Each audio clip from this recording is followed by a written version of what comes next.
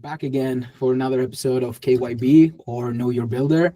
This series of interviews where we highlight and interview builders from the Ethereum L2 ecosystem. And today we have the pleasure of talking with Dennison, the CEO and founder of Tally. Dennison, welcome. Christoph, hello to you as well. Awesome. Hey, thanks for having me, folks. Right. So I want to start right off by getting an introduction from you and getting the people that don't know you, however many that may be, familiar with you and Tally and what Tally is on a high level. Yeah, so Tally really is the software layer for on-chain organizations or tokenized organizations, right? The winning teams in the ecosystem, they use Tally to launch their tokens, to govern their protocols, and grow their ecosystems with value accrual mechanisms. Staking in particular. We started as kind of like what you would call a DAO tool. 5 years ago now. We sort of launched right after Compound decentralized launched their DAO, because we saw really clearly that there's going to be a need for really high quality tooling to sort of enable these digital organizations to operate their systems in a transparent, credibly neutral and functional way, right? They started, at the time they were doing like a hodgepodge of like, Notion and spreadsheets and Google Docs, and we were like, well, that's actually not a way to like scale something. But actually, the idea is a lot deeper than that. I was originally building a company called dApp Hero, which was kind of this abstraction layer on Web3, so you could build dApps without knowing how to code. It was too early, and that was like, already the start of COVID, and then COVID hit, and we ran out of money. And I went back to the investors. I wrote this just 1 or 2 page Word doc, where I sort of like laid out what I thought the future was, because there's a lot of things, and people are like, oh, you could do this, you could do that. And I was like, I don't really, know if that really works out, or if that's like super, good idea. But the one thing that sort of struck me was, okay, I've always been a kind of like go big kind of person. And it was like, okay, well, what's the largest addressable market in the world? I was like, well, it's corporations. It's like, okay, corporations are the largest addressable market. What's the kind of thing about corporations that people don't really ever think about? It's like normally in America, you sort of like write your local state house, you like, file your articles of incorporation, the state sort of like stamps it, you got it. Great. The sort of insight I had building on my experience watching the DAO and, experience being in crypto and all these sorts of like different ideas of like decentralized organizations, decentralized money, was what if we could drive the cost of capital formation and the cost of corporate entity formation to essentially zero? What if we could incorporate organizations in software rather than in jurisdictions, right? And that was the core insight. And so I went back to the investors. It was like, maybe there's a world where we can do this, and you could build a multi-billion-dollar company that had hundreds of thousands of members, and it existed for only 15 minutes. Right. Mm-hmm. And that's something that's just fundamentally not possible in the IRL meat space world, right? Like you can't do it. Just the idea of running an organization that's worth billions of dollars for, nearly no cost is kind of just a crazy idea. Fast forward, right? And there have been huge organizations that have existed for 15 minutes. Or the sort of crypto equivalent of 15 minutes and had billions of dollars. And there are organizations that have existed for the whole past 5 years, and they're worth billions of dollars, and they interact and support protocols and digital infrastructure worth billions of dollars. Uniswap supports $2 trillion in trading volume. Some of these organizations have members and participants everywhere in the world. And what's really interesting here is that, when you look at traditional corporations and things like VCs aren't going to invest in a Ghanaian company or a company in, some jurisdiction that they aren't familiar with. They don't know the legal system, blah, blah, blah, blah. Everyone wants to just, invest in a Delaware C Corp. But today you have large investors that can comfortably invest and participate in protocols that could be from anywhere. No one even really cares. Where's the guy or girl who wrote this software, right? Nobody cares. They can read the code for how this organization operates, and they can trust that Ethereum is the jurisdiction layer, right? So, there's a really deep sense of like vindication. There's a really deep sense of like satisfaction that like the world has really unfolded. Sometimes I look back at this like, little Word doc that I shared out. And the world has unfolded, in many ways like I had expected it would. There's been a lot of ways that it hasn't unfolded in the way that I thought it would, right? A big part of this was also like a decentralized ethos. Lots of people are going to be participating in these things all the time. I think that like the world is, that was maybe a very reductive sort of idea of what the future would actually look like. I probably should have added to the document, the future people are going to incorporate in software, and there's going to be thousands of different types of incorporations, right? Like there's just going to be as many different types and structures of organizations as there are organizations themselves, right? Which presents its sort of own challenges and stuff like that. But so, long story short, really the vision started with like, okay, there was originally Jordan stock corporations, there was paper money, there was limited liability companies. Well, maybe now there's Tally, right? Maybe now there's DAOs, and maybe in the future we'll look back onto the history of the corporation, right? And the corporation maybe is a little bit of a dirty word in Web3, but it shouldn't be, right? The corporation is, how do humans come together and pool resources and capital and sweat and do something greater than they could have done themselves alone. And that's decentralization, I think, is a big upgrade to that ethos, right? Because now it's like, how do we do that in a trustless, credibly neutral way with a lot of other characteristics? But this is the idea of the corporation, like this is just a new form of organization. And it's just really incredibly exciting because now you have real corporations starting to look at the model that's been pioneered by the teams that are using DAOs today, and it really sort of opens up the future. So that's a lot of like big picture stuff. That's kind of like the history of where we came from. Of course, in practice, we started with like voting on proposals. You could like cast a vote, you can make a proposal, you can delegate to people. Today we've grown into like, we help, shepherd you to tokenize your organization, launch your organization, do all that operation stuff, grow your organization with things like staking and value accrual. So, it's still very early, even though for me, it feels like an eternity. But it's been very, very exciting.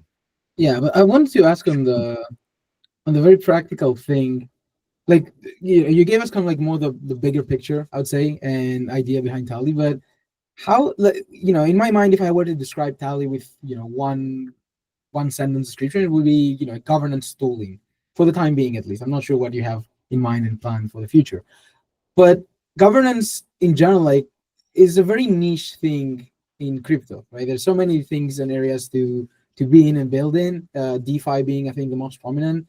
Like even I try to explain sometimes to my friends what what my job is, and I have you have to understand firstly crypto, you have to understand DAOs, you have to understand governance of that and how it all comes together.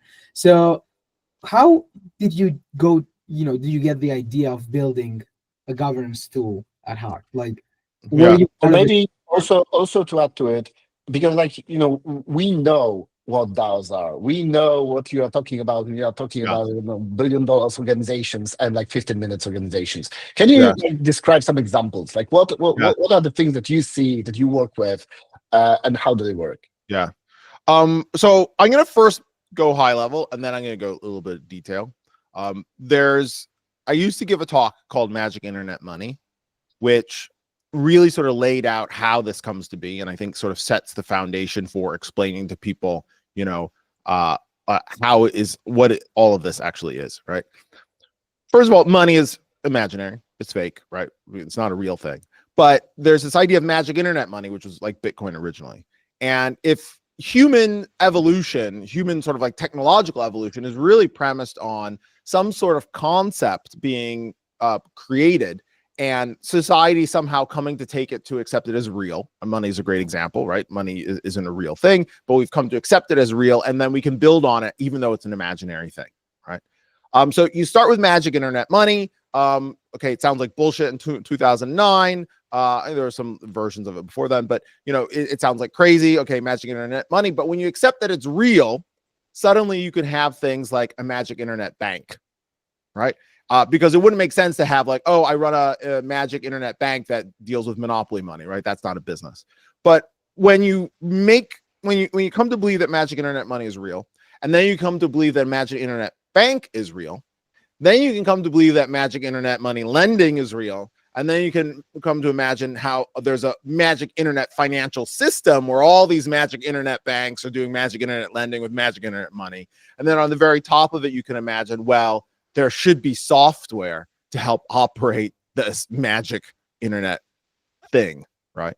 And that's like an important sort of way, like I think Synchos to sort of like even like frame it, because then you can sort of say, you know, the dinner conversation, and at the very top of this magic internet stack, there's me who looks at everything and I like talk to people about magic internet stuff, right? But it's real because we've sort of accepted that it's real.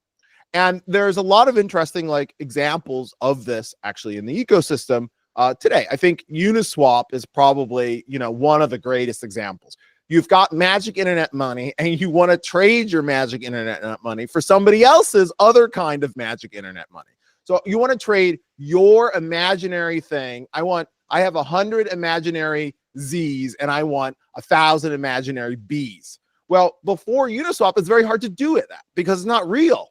This is imagination. It's silly. It's like me trading my dream of a pony for your dream of a tank. How would you even do that, right? It doesn't even make sense. But Uniswap does it because Uniswap says, hey, we'll take as an input your magic internet pony and we'll use math, which is sort of the underlying basis of like the magic of all of this stuff, right? We'll use math to create this constant power curve. We'll use this mathematical calculation to always figure out exactly how many magic unicorns you get from magic tanks. And now the tank and unicorn people can swap them, right? And we'll take a little bit of a fee. We'll take a little bit of your unicorn and we'll take a little bit of your tank each time you swap. And lo and behold, there are millions of crazy magic internet money things that people swap back and forth, right? And now we have Uniswap, and the Uniswap DAO is this collection of thousands of people around the world who manage the parameters of the software that trades back and forth these magic internet things, right? And the net impact of it though is that, you know, they are worth billions of dollars, right? And they transact trillions of dollars, right? And that's like probably the best known example. But there's many smaller examples. You know, I think like Arbitrum is well, Arbitrum's not a smaller example, but Arbitrum is another kind of example where, you know, you say, okay, there's this layer for magic internet money, but it's not fast enough. So we need a really faster, high performant lane of magic internet everything, right? And we're going to build this software on top of this, but we need to operate it in some incredibly neutral way. And we pulled together all these people and they use this system and it's worth billions of dollars. So maybe that's still a little too high level, but that's sort of like the fundamental kind of like piece, the sort of like, you know, like I'm five kind of explanation, I think, about like how these things like work at its core. But I find that that's a very useful way to fundamentally think about what we're doing,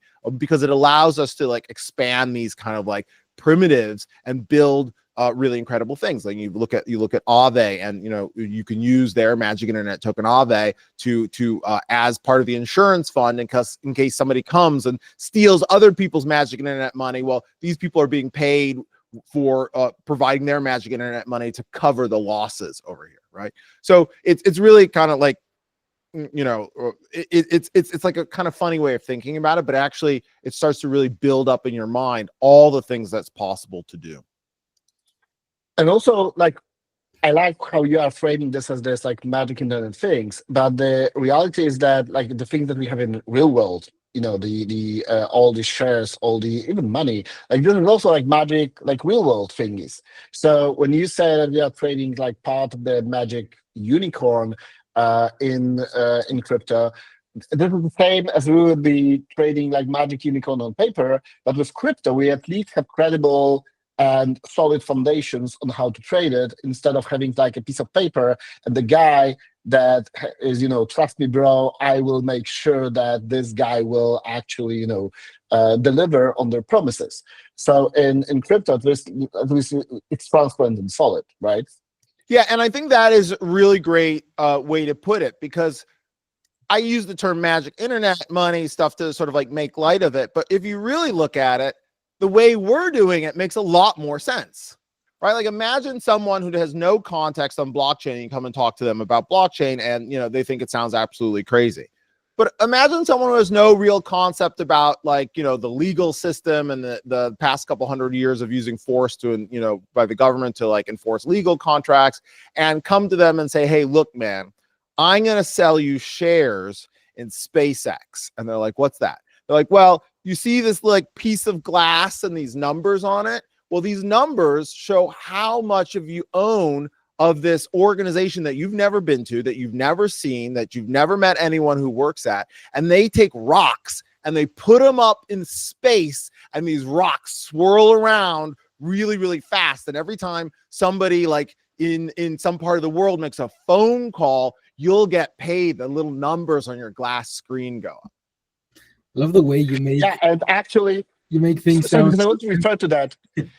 And the only person who thinks that this sounds crazy is the person who didn't do this ever in the real world. Like I remember the first time I was doing a real estate transaction where you have to actually coordinate between some notary, some banker, and some authority, government authority, and they all have to actually coordinate and go together in order for you to be able to buy this real estate. Because like you either have to come with a suitcase of money and exchange a suitcase of money for somebody signing on a document, or you have to do a transfer, but then you have to trust that after the transfer is completed, this guy will actually sign the documents. And it's crazy. And, Right. I was used to Uniswap, where when I trade tokens, I am certain that I send my tokens, I'm getting other tokens back. And this doesn't work like that in the real world. It's super, super complicated and hard in real world. And what's even more crazy about that is that if you show up with a suitcase of money, you don't want to let that go. And it's not enough to just have that person sign the paper. You want them signing it in front of a notary. You want proof that they actually own it first. You want the government to verify that they own it. Here in America, the government doesn't verify that somebody owns something first. So you actually have to go buy insurance on the guy selling you a house in case he doesn't actually own that house in the first place and can't sell it to you. That's crazy. In Poland, it's the notary that is supposed to check it. But actually, if this guy doesn't do his job properly, like it's your fault still. It's bonkers, right? That's crazy. So it's funny. Like what we do is actually the totally reasonable stuff, right? We say, hey, you can't trust anybody. You have to build software that's credibly neutral, that intermediates all transactions and can't be coerced in some way. Well, that makes total sense. It's the real world that is crazy. Okay, but let's get back to Tally. So we've got all those magic internet thingies. How does Tally help us manage it and do stuff together? Yeah. So I'll just take the metaphor just a little bit farther and then drop it. All this magic is pretty complicated. Like maybe you're not a magician, maybe you don't have a wand. It's hard to like divine. You look at the blockchain, it's hard to understand what are all these like letters and numbers. So Tally really builds the software layer here for on-chain organizations. And what we do is we decipher what all this means, right? We become the interface and the base layer for how you make this magic. Right? It is the tool where you say, hey, I'm building this thing and I need a lot of people to help operate it.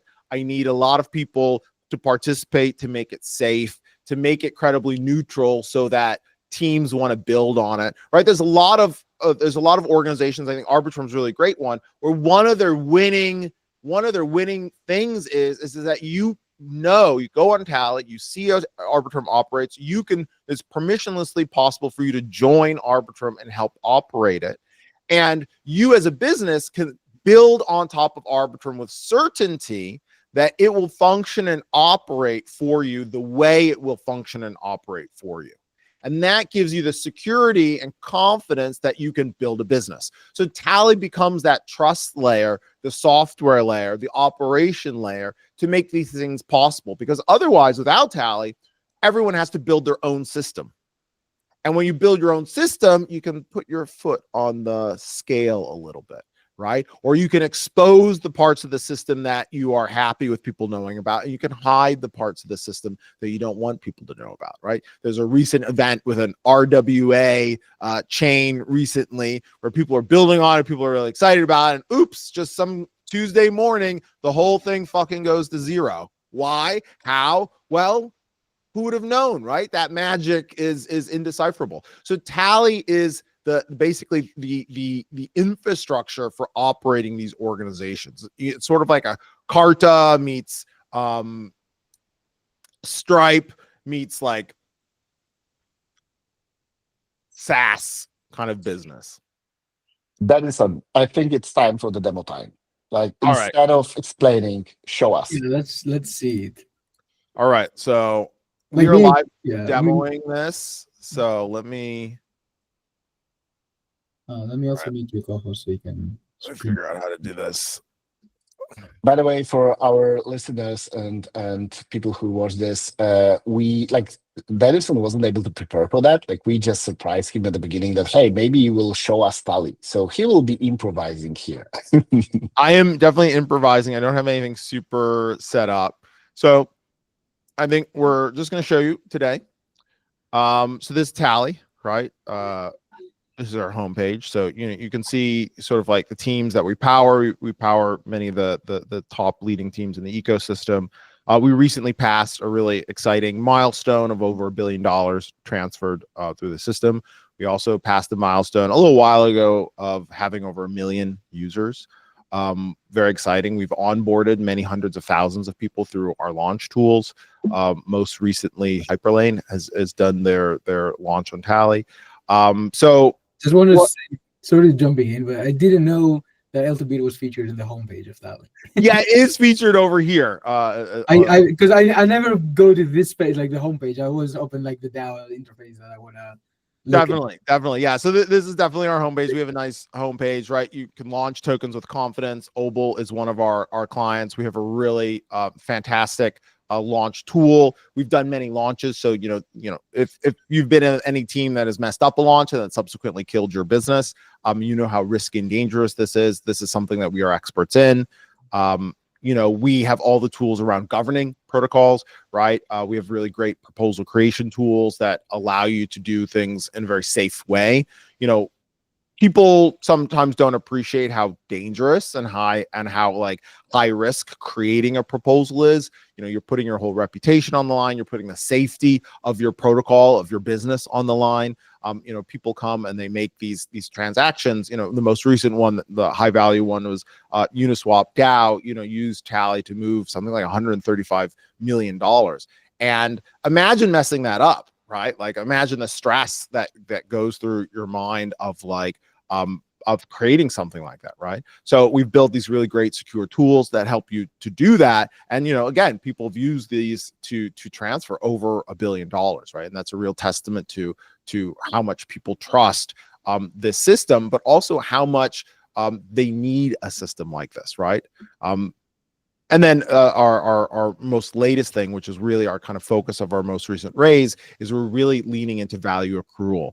And so we've built out a system for staking that allows you to actually customize and design in a very modular way incentive mechanisms and participatory mechanisms to sort of design your ecosystem the way you kind of want it to be. And I'll give you a quick example from a webinar that we did with Obol on the line. Obol is one of our clients here.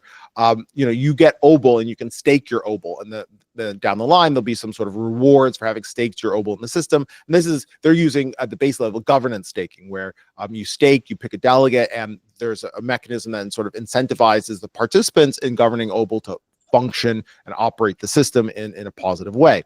Well, now you can actually take your Obol and you have get staked OBL. So you can get a liquid staked version of your staked OBL, which is basically a new token that represents your staked position. But, you know, one of the things that Tomal, the head of the OBL Association, CEO of the OBL Association, mentioned is that now they could use a system like Symbiotic or EigenLayer to let people restake their OBL, their staked OBL, on OBL validators. Right. So now the participants in the OBL system, they have multiple ways of earning, of gaining some sort of reward for participating in the system, but for doing very real things. Like the first level is like participating in governance, but then the second level is like backing the slashing mechanisms for these validators. Right. So there's this really composable way of building up you know, your infra. You could do something like you have with Aave, where you could then take your restaked OBL and you could stick that into an insurance contract and get paid up to cover the potential for a hack or a loss, right? So it's really you know, really exciting design here. So let's just jump into using Tally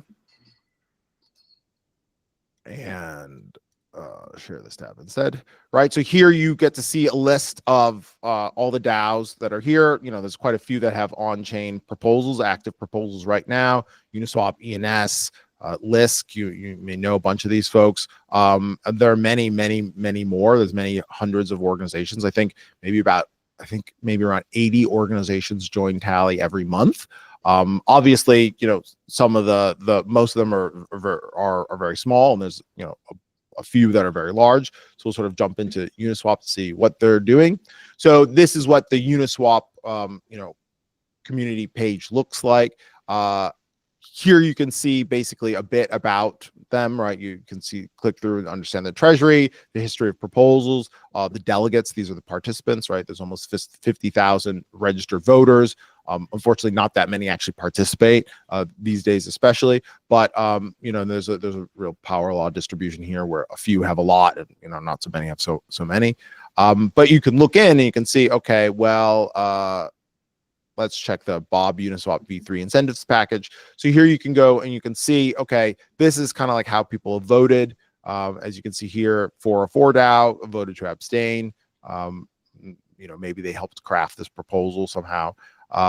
Then you can go and you can see actually the actions that's going to happen. In this case, they are transferring money. So this is about $500,000 that's being transmitted. And then you can actually go into the proposal itself, where you can actually read what people are trying to do here, like explaining, okay, this is the point of this proposal. This is what we want to do here. And what's important is you can also go and you can see sort of the comments on how people are voting and why. We have nice integrations here with Discourse, and you know, you can actually go in and you can actually see exactly what the executable code is that's being done on chain. So this is really like the core of what Tally allows you to do. It allows you to run these proposals in a credibly neutral way.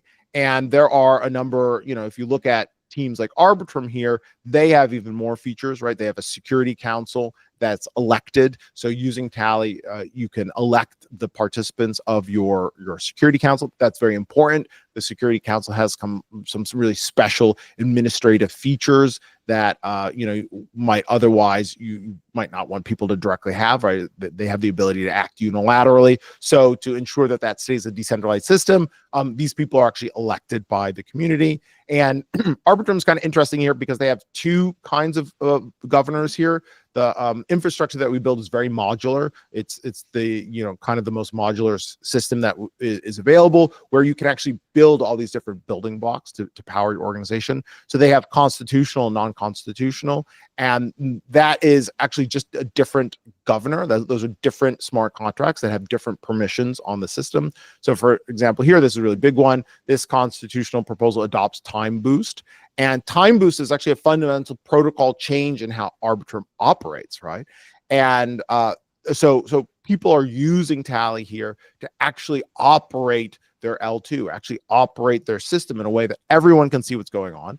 Everyone can understand. Everyone can go in and really see the data. Of course, this data is a little bit dense here, but you understand what is happening. And I guess, you know, it's executed on L2, and then you can see the actual how this flows from L2 to L1, and you can see the sort of like whole history of the vote. So really rich features around that, but we also have really rich features around looking into who actually is participating in the organization, right? So, you can look at the different participants here. L2Beat here is trusted by, nearly 10,000 different accounts.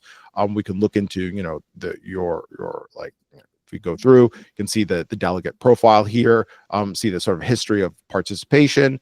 Very nice to see always participating. You can sort of see which things people have proposed. So there's a lot of different features here. The treasury is really important. You can see what the balance is of the assets that this organization has. So, there's a lot of features there. I think another one that's kind of nice is Uniswap.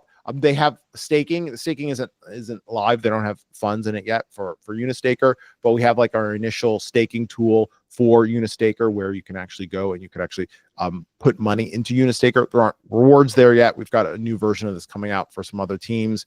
Maybe let me see. Dennison, I have a question. Yeah.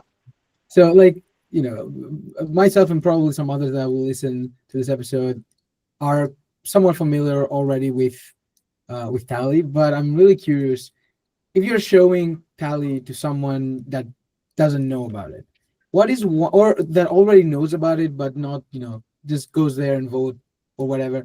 Is there one feature that would come to your mind that when you show it to people, like, oh, I didn't know you could do that? Well, if I think probably like staking, like tips and tricks of yeah, things that are not easily apparent. Right. I think if you are like a kind of casual user, I think what people don't know so much is that they can really go in and they can build their own delegate profile. Sometimes people say, oh, how do we get started in a DAO? And really, you can just go to Tally and get started, right? You can learn about who the delegates are, how they exist, right? You connect your wallet. I'm not going to connect my wallet here because I have no idea what wallet I've connected. But you can connect your wallet, and then you have a whole panel where you can actually create your profile and you can join these organizations. And people don't really know that, right? Like sometimes they think like, well, how do I get started in a DAO? It's like, well, the first step is come and create a profile. Say who you are, what you're trying to do, right? Like you give yourself a bit of like a whole delegation statement. Like, what are your goals? Why are you participating in this organization? And then you take that and you can share it with the world, and you can share it directly to like Farcaster, to Lens. You can take that over to Twitter, and you can start like campaigning for people to vote for you or give you delegated voting power, and then you are now a member of the DAO. So that's probably the thing that people are most surprised about, because they're like, they sort of assume these communities, they don't know how to enter into these communities, and that's really like your first step. Yeah. And I've got one favorite feature that I like even more, because like at least I was asking for it and you delivered on it. And it's when you go to a proposal, if you can go to any random proposal, the tab, if you go to vote it, hey, you don't have it here. Yes, we're changing it right now. We're improving. Yeah, so the feature of who hasn't voted yet. yes, we have added that recently here. Yes, we have not yet voted. Not yet voted. Not yet voted. Yeah, this is a killer feature for anybody that is campaigning for for their own proposal. Yes, this is super important, and this, you asked us a lot for this, and so we worked to get it in. And actually, maybe I misspoke. Maybe actually we have it on only active proposals, because once the proposal closes, it doesn't matter anymore. So it might just be on, let me check. Yeah, okay, so this one's executed, so it's just voted. And then if we go to active one, yeah, not yet voted. So yeah, when it's still pending and you need to whip up more support, you get a list for people. It's like, okay, we need to get Robert, we need Gauntlet, we need Consensus, we need Jesse Walden, and then you can sort of like pick up the phone and call them and be like, hey, we need you on this proposal, because we got to get all the way up to here and we're only down here right now. So yeah, that was your feature request, and thank you for that feature request. We build with our users in mind.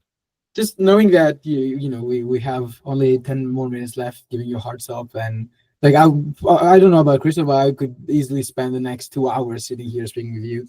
Uh, I wanted to get back to more high level. Thanks for showing us, Tally. Absolutely. But I want to get more to like the builder aspect of building in Web3, and especially building governance tooling it out. Like you recently announced your raise, when congratulations on that. So I would want to learn more about what are the challenges of building in Web3. From actually building and developing things all the way to raising money and everything, and especially when it's like governance and DAO tooling, because it's in my mind, it's one of the things that everyone wants to have, but nobody wants to pay for.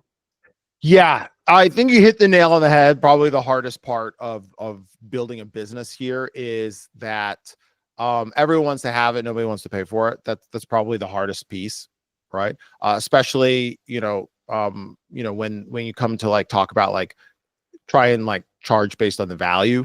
I think a lot of people are like anchored in a world of like Notion, where you pay like $20 per month or something like that.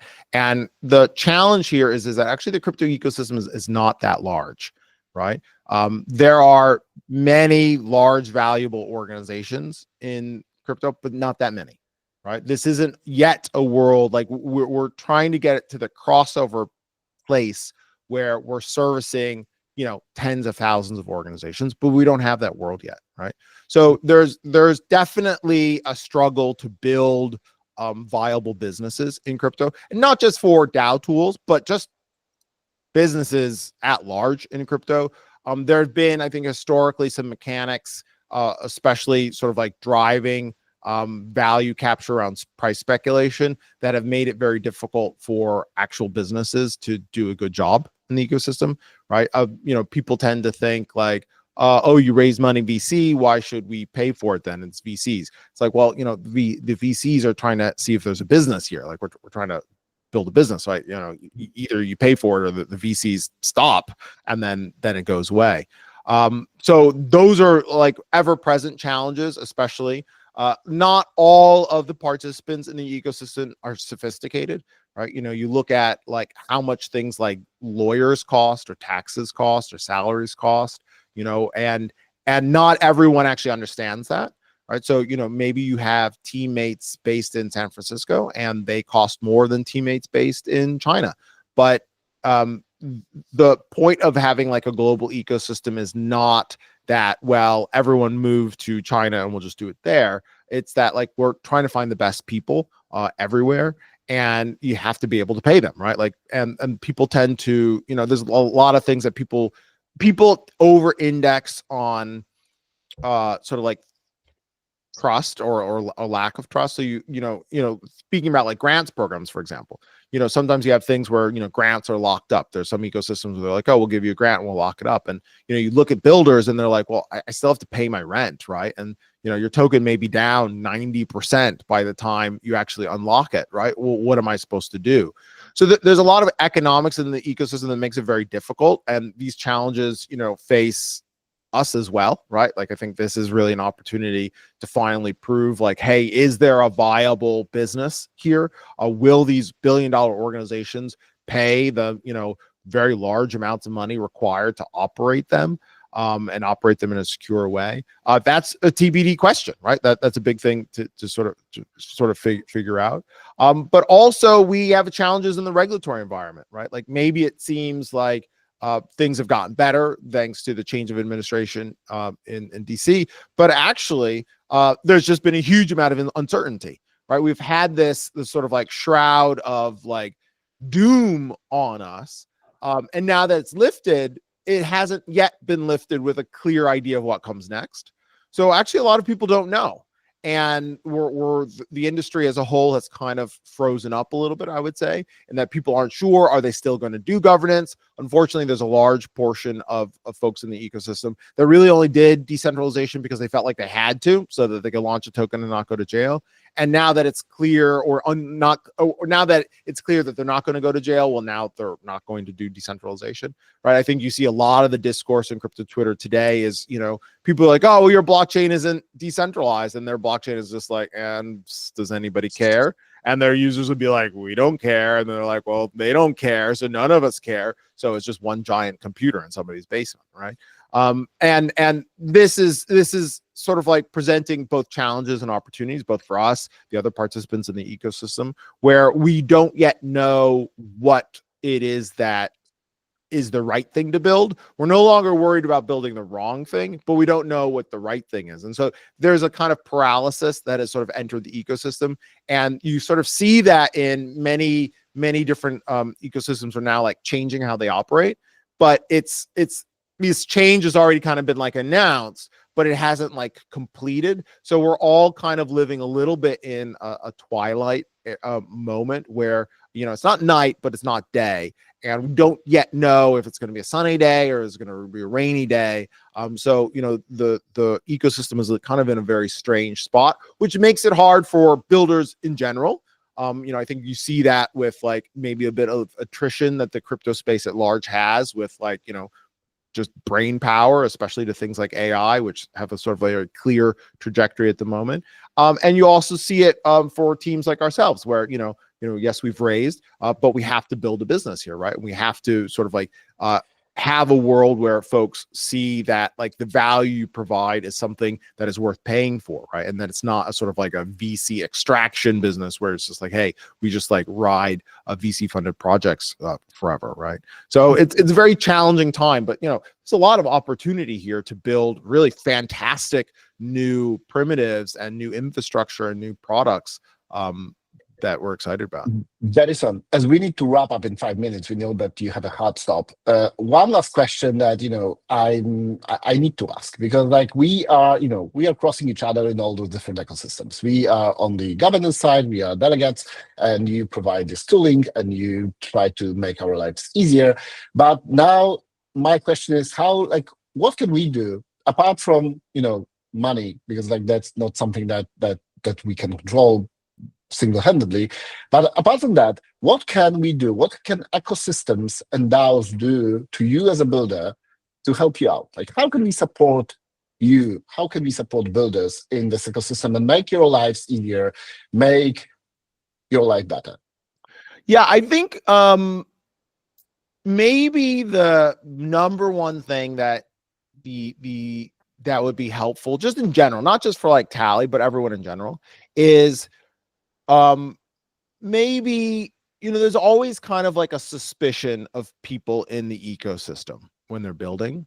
And we need to sort of recognize that there's a lot of people in the, I think you see this play out right now in a dynamic around, certain L2s and certain L1s and like certain L1 foundations and other L1 foundations is supporting the people that are actually here. There are kind of 3 types of personas in crypto. There's the extractors, the builders, and the users.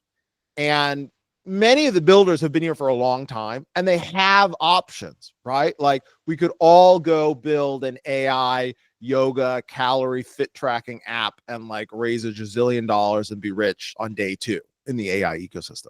But there are so many teams here that choose to build despite the difficulties, build despite the headwinds, build despite the past 4 years of wondering whether or not they're going to go to jail for like trying to like build their idea.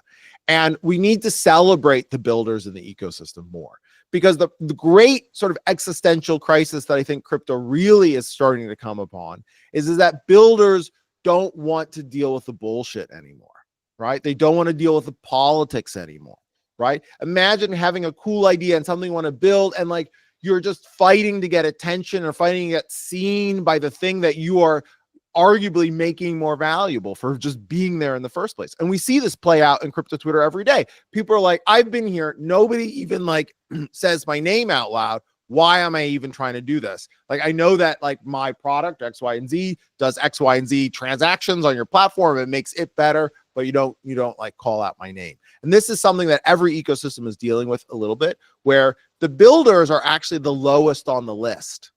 And the problem today is that we're finally kind of seeing the result of this over years, where there aren't enough apps, there aren't enough end users, there aren't enough use cases, and crypto's at this moment where it's really got to have a make or break escape point, where is distributed ledger technology going to be about payments and that's it? Or are there opportunities to actually apply this technology to all the different things that we sort of like originally came to it at, right? And today, I think builders are really, I speak with a lot of builders all the time, and there is a kind of universal soul searching going on of, why are we even here? Why are we working so hard? Like, I should just go do this calorie fit tracking app on the App Store, something like that, right? People's lives are short. They have options with how to spend their lives. And crypto has gone from trying to fight and prove to the world why you need crypto in the first place, to why you need my crypto over somebody else's crypto. And we've lost sight that actually the mission is to bring Web3 and crypto to everyone. But instead, we've got this mindset of like, okay, the pie really isn't that big, so we just fight amongst each other how big the slice is. And that's not a growth mindset for builders, right? That's not an opportunity in builders' minds, right? It's like, oh, this isn't going to be much bigger. And if I enter, I'm just going to end up in this like circle of bullshit, like on crypto Twitter, going back and forth. And that's not a place anybody wants to be, right? To use a gaming analogy, you'd like to see it more PvE rather than PvP. Yeah, it's become PvP to the extreme, and that's just not a place where ordinary, creative, interesting people want to spend their life, right? And the other thing is, like, crypto needs to be a little bit more forgiving. It needs to be more critical of the scams and more forgiving of the experiments, because people fail in public in crypto and they get like literally strung up and whereas you could fail in the your calorie tracker app and you just go build a another one, yoga tracker app, right? I think it's a function of Absolutely. the circle being too small so everyone knows each other in a way. But Partially. anyway, I want to be Absolutely. respectful of your time. So, and we're at the top of the hour. So I wanted to ask, like, if you have any closing remarks. I am really excited for what the future holds. I'm really excited for Tally's opportunity here. We are really looking to continue to build out this ecosystem, make it work and make it be successful. We also are here. I've been in crypto since 2011. I continue to want crypto to grow, right? Like, for these values that we have to continue to proliferate. That's what we should be focused about. So, I think that you folks are doing a big part of that, right? We kind of need an LTB for absolutely everything. So thank you also to you folks for the work that you do. Amazing. Thank you so much. So let me sum it up that we are aiming for less PvP battle royale in the space, and we are going to celebrate builders more. We hope that we will add to it at this series. Thank you very much for coming here and talking to us, and till next time. I think that it's not the last time that we are talking about it. We want to, as you said, like, we will be celebrating builders. We want to hear from builders more, and we want to talk to builders more. So let's hope for it. Thank you. Thank you so much, Dennison.